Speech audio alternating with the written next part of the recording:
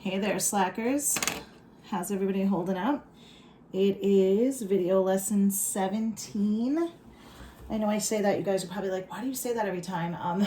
It's how I keep track of everything. It's my insanity in talking to myself every single time I teach, and my notes, and doing this with 3 different classes and 3 different videos multiple times a week. It's how I keep track of everything. So just ignore it if it really bothers you. It probably doesn't bother you, and I probably just brought it up, and you're like, really? I didn't even notice. But anyway, hope everybody's doing well. It is, let's see, very late here at the Sicaro crib. It is Monday, and it's 11:15 on Monday, the day after Mother's Day. I hope everybody had a nice Mother's Day and was safe, and you were good to your moms, and or whoever it is that your mom is, your dad or your stepmom or whoever it is, your grandparents. Just being grateful to those who take care of you, even though you're probably all sick of each other because you're stuck together for so long. I believe the governor extended the stay-at-home orders till June 6th now, right? I think he came out with that he's allowing certain regions of New York State to move on to phase 1 of reopening, which is just construction and manufacturing, and to see how that goes. I think he's doing like the Great Lakes and some places upstate, but here in downstate New York, Long Island, New York City, our numbers are still too high and they won't do it. So here we sit in this mayhem. Some of you have been asking about the baby. I actually just got a text message about it, and I actually had a student today ask me for my address because they want to send me a gift. You guys are absolutely adorable. I do not want you going out shopping or spending money, especially in a time like this, on my baby. I love you all dearly, but you really should save your money, because Mr. Caro feels that this economy is going to be in the pooper for a while after this. So please do not spend your money on me and my baby. I love you all, though, and you always seem to know when to make this old lady smile. But yeah, so we're getting ready. This coming Friday will be 4 weeks to the C-section. I'm saying we're getting ready, but we really haven't done anything to get ready. So about that. Yeah, the whole being home, I was like, this is gonna be great. I'm gonna get everything done. It's really hard to get everything done because you can't shop. You can't get anything. Jimmy's working. I'm working from home. I'm teaching Olivia. Yeah, this is damn near impossible. But I think a lot of you guys can relate on that level, because I talk to you guys often, and through communicating, you guys are all in similar situations. So as I said last video, just a heads up, I'm going to keep reminding you, I believe the Friday before my C-section is June 12th. That is the last time I'm going to have an assignment due. I would like everything to get in, especially you guys, you're my seniors, by June 12th, because the last 2 weeks is just fixing up grades. I am not taking maternity leave, so I'm going to be a rock star and have the baby, have a C-section, and work through the whole thing for the last 2 weeks, because I don't want anybody screwing up your grades. So please, please, please, June 12th, get off your lazy bums and get your work in. All right, my darlings? All right, so differential equations. How are we doing with this? How'd you guys do with the last homework assignment? I gave you 4 problems, and in going over what I was just going to do, I realized the 4th problem, number 33, wasn't fair of me to assign, because you need a U sub. I call it a U sub. It's called a U substitution. We're going to start that probably towards the end of next week. U subs, I like. Kids tend to struggle in the beginning, and then once you get it, you're like, oh, it's basically the chain rule in an antiderivative. It's the only way you can do chain rule in an antiderivative. So for 33, if you were stuck, that's why. If you already looked at your homework, excuse me. If not, I apologize. I will get on the computer and fix the assignment because it's due tomorrow. So I'm sorry to those of you who already tried it and were racking your brains.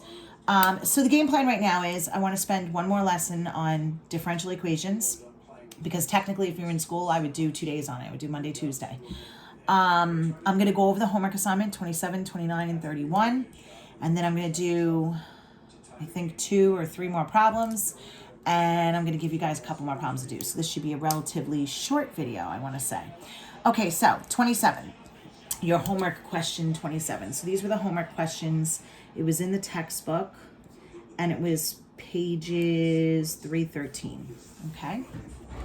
All right. So we have 27 was dy over dx, and it equals 2x minus 1, and then they gave you a point, an initial value, 2, 0.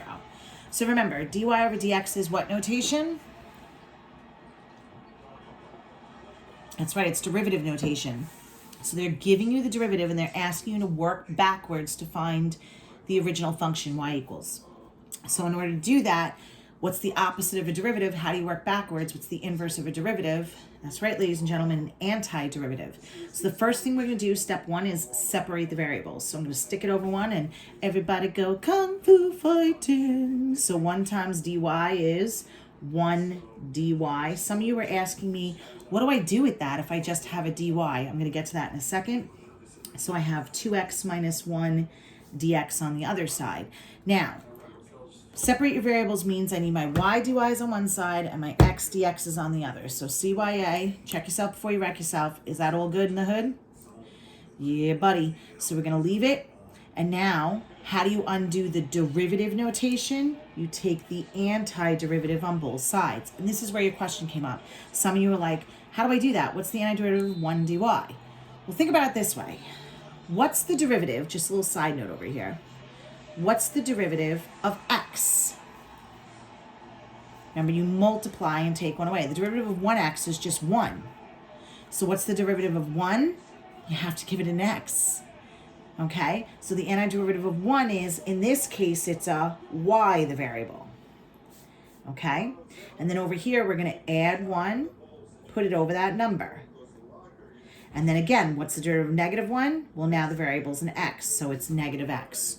Who gets the plus c? Does anybody remember from the last video? The plus c goes with the x. Why? Because you show mad respect to the letter in the bottom, and it's dx. Okay, so now at this point, we're going to pause, and we're going to plug in our initial value. That's step 2. So we separate the variables, take the antiderivative, you integrate, and step 3, is plug in your initial value. So 2 for x. This cancels. So 2 squared minus 2, and then 0 for y. And now we're going to solve for c. So we get 4 minus 2 is just 2. And we subtract 2 on both sides. So c is negative 2.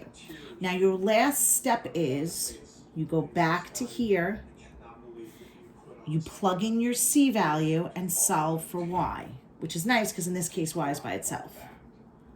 So it's just x squared minus x minus 2. Wham, bam, thank you, ma'am. Okay, so again, step 1, stick it over 1, kung fu fight it out, cross multiply, separate your variables. Step 2, take the antiderivative.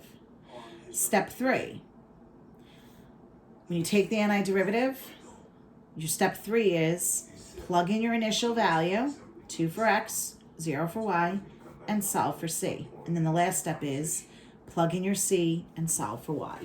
Okay? So again, the question says, if this is the derivative, what is the function at this point?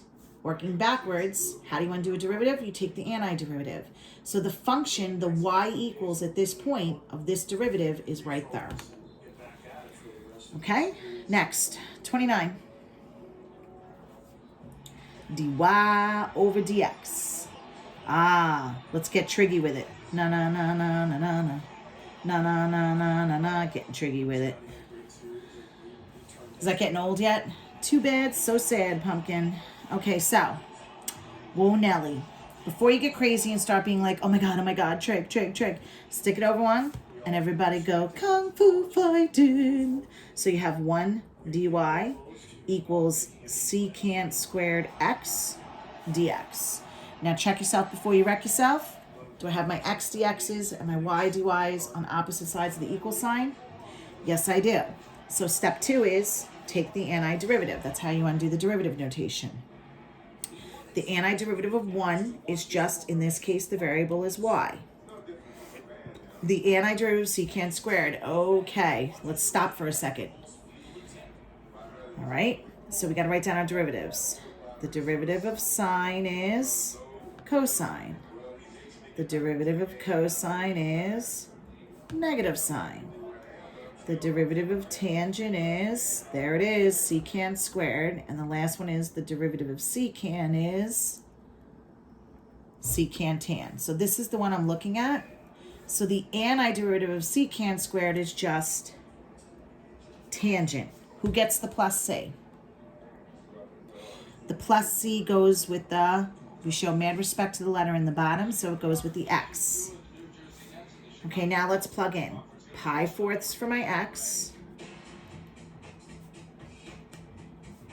and -1 for my y. Now what is pi fourths in degrees, guys? What's 180 divided by 4? Because pi is 180 degrees. It's 45, right? So this is actually tan of 45 degrees. So now we're going to go to that chart. Your most favoriteest thing in the world, the exact value chart, right? We have 30, 45, 60, sine, cos, and tan. The first two are all over 2.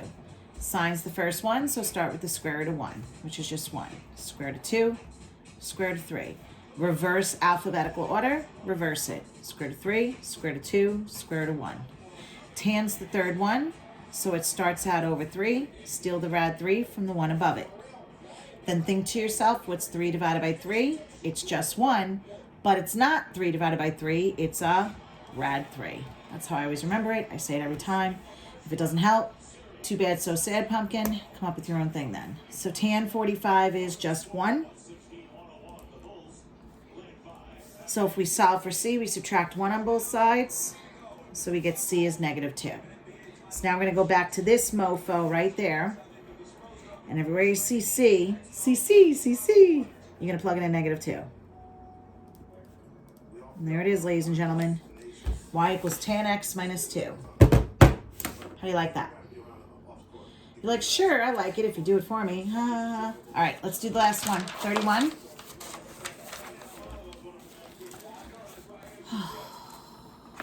I know, I always got to throw the trig in. I'm sorry. 31. All right, 31, we have dy over dx. And it's 9x squared minus 4x plus 5. All right, and the point they give me is -1, 0.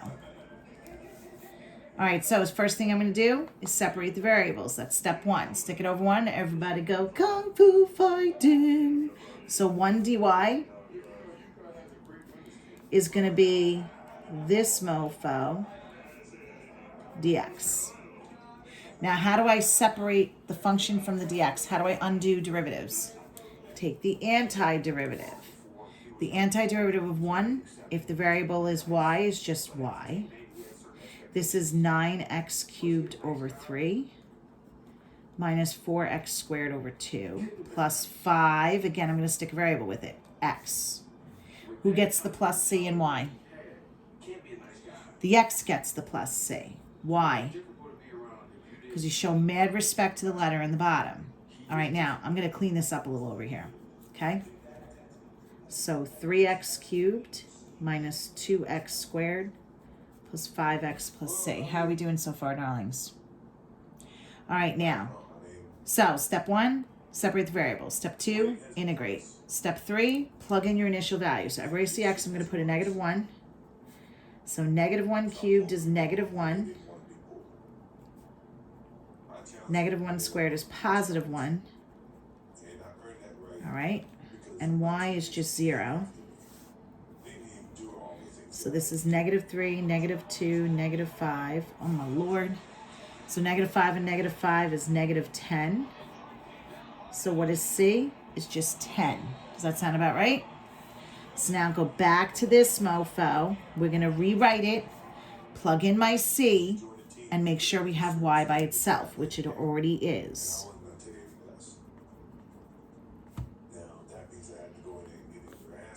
There it is. Wham, bam, thank you, ma'am. Are we all good in the hood, my darlings? Hopefully now that we're doing more of them, you're like, okay, because I know I did 3 examples in the last video lesson, but now you have 3 more that you tried on your own we went over. And let's see here. In the textbook, I'm going to do... What was I going to do? 28 and 30, right? Is that what I decided on? No. You guys are going to do 28, 30, and 39 for homework. I'm going to do 32 and 34. Sorry. Okay. So, we're done going over the homework. Remember, I'm omitting 33. We'll go back to that next week. So, we're going to look at...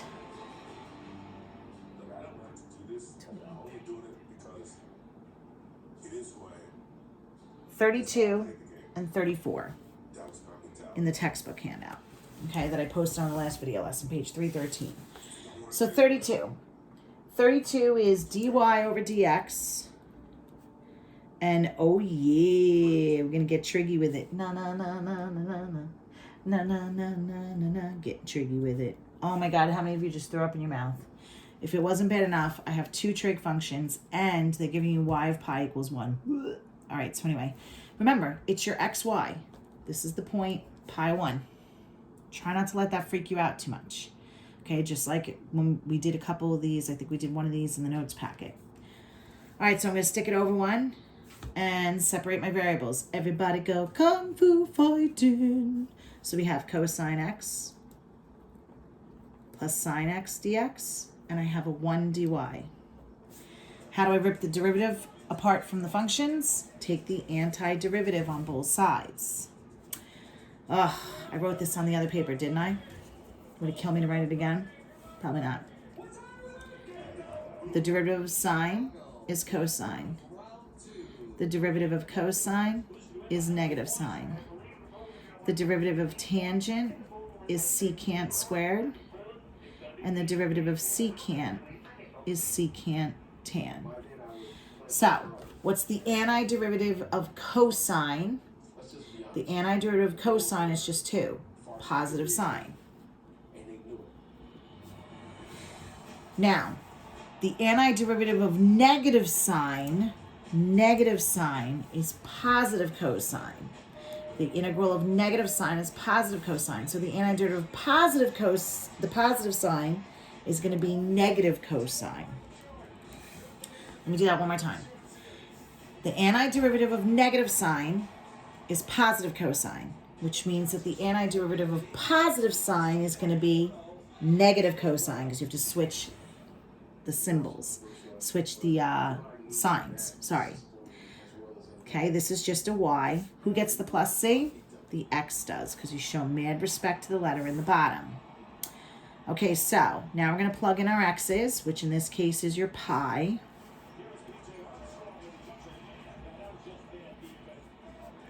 And y is 1. And we're going to solve for c. Step 1, separate your variables. Step 2, integrate. Step 3, plug in your x and y, solve for c. Okay, pi. So now we're talking about this mofo. 0, pi halves, pi, 3 pi halves, and 2 pi. So at pi, the coordinate is negative 1, 0. You guys remember Sakauer's trick to know who's sine, who's cosine? It goes in alphabetical order. This is the x, this is the y. Cosine comes before sine alphabetically. So cosine is your x, sine is your y. Okay, so sine at 180 is 0. Cosine at 180 is negative 1. So what is minus a negative? It's a positive. But if I subtract 1 on both sides, I get 0. Are you guys okay with that? So now we're going to go back to this guy here. And everywhere you see c, I would plug in a 0. And I want to solve for y, which it already is. So your answer is just this. Y equals sine x minus cosine x plus 0 is just sine x minus cosine x. Are we okay with doing another trig one? We did good? All right, let's look at something different. I'm going to flip this over. we're still on text pages 313. We just did 32. Let's look at 34. We haven't done one like this yet. And then I'm going to give you a hint on the homework. So it's 1 over x, and then it's y of e to the third equals 0, right? Looks like it. Yep. All right, so remember, this is your x, this is your y. Don't let it freak you out. So it's e to the third 0. That's your initial value. Okay. If you're starting to panic, just relax. Never fear, Mr. Caro's here. Even though I'm here and you're there, whatever. Okay, so everybody go kung fu fighting. So I have an x dy equals a 1 dx. Houston, we have a problem. What's the problem? I have an x with a dy. So I got to split them apart. I need this x right there. So how do I move it? What's the opposite of multiplying by x? I'm going to divide by x. So now I have a 1 dy equals 1 over x dx. Okay. How do I rip the derivative notation apart? I take the antiderivative on both sides. So now I have the antiderivative of 1 dy is just y. And this. Now, there's 2 derivatives we haven't dealt with the antiderivatives yet. I've been doing the trig functions. I've been doing fractions. I've done roots with you, but I've kind of tiptoed around this one because I didn't want to kill you all at once. Do you remember this? The derivative of ln x and the derivative of e to the x, because these are 2 that are going to come up every once in a while. The derivative of ln x is just 1 over x, and the derivative of e to the x, that's my favorite one, remember? It's e to the x. This one comes up on the homework, I think. No, I thought it did, but I omitted that question. I think you're good. I'm just looking really quick. I thought it did on 33, but don't worry about it. So this is the one I need. Because what's the antiderivative of 1 over x? ln x. Who gets the plus c? CC, the x does. Why? Because it shows mad respect to the letter in the bottom. Now I'm going to plug in what I know. I know that the x value is e cubed. And I know the y value is 0. Now, I'm going to show you how you do this by hand, and then hopefully you guys were able to download the graphing calculator on some sort of a device. But basically, ln of e cubed, what's the imaginary base of a natural log? What's the base of an ln? That's right, it's e. And then I set it equal to x, and you do the circle of log. E to the x, rewrite it as an exponent, pass the equals, and it equals e cubed. They both have the same base, so you drop it like it's hot and bring down what's left.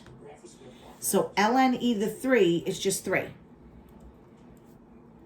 Okay, I'm going to go over that one more time. We have ln e cubed.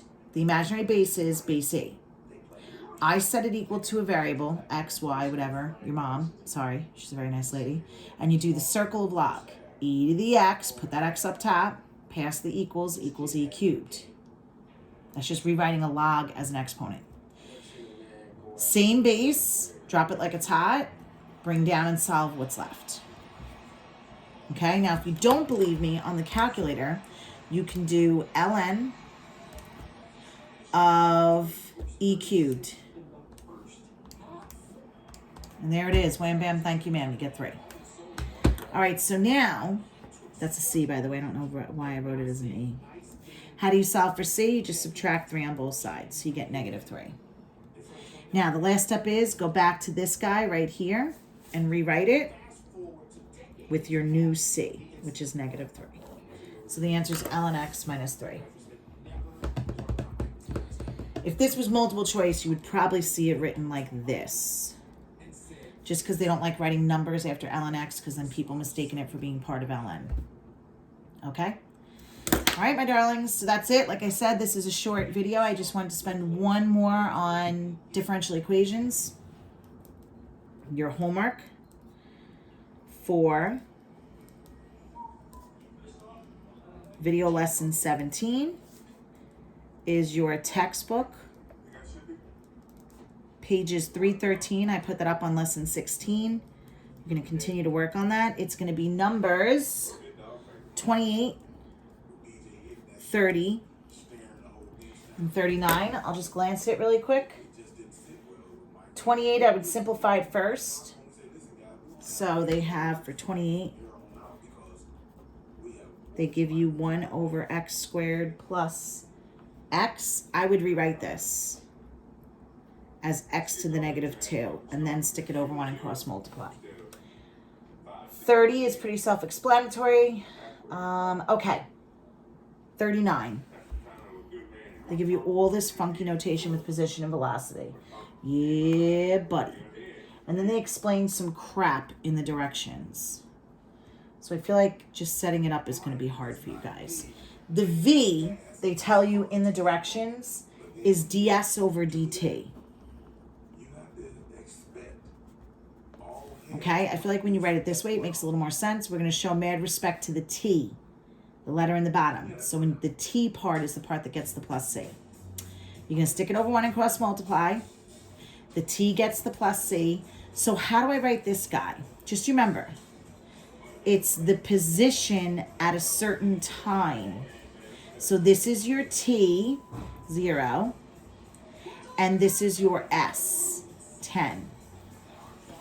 You're going to plug in 0 for t and 10 for s, okay? Now that looks weird. So I just want to make sure you got that part to help you set it up. All right, so 28, 30, and 39. Have fun. Take care. Brush your goddamn hair.